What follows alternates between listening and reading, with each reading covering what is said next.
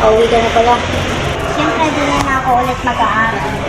Okay. Ito kapangyarihan para sa'yo. Kapangyarihan. Nakauwi na pala yung kaibigan mo, Carlo.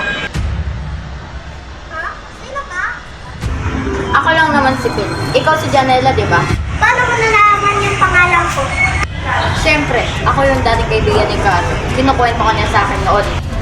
Alagarin na lang natin siya. Sige. Ganun na. Gusto niyo ng laban?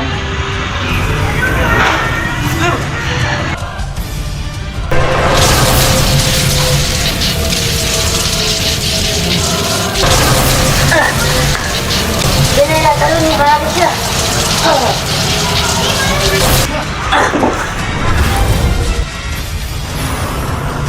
Natalo na natin siya, Janela. Pwede na tayo.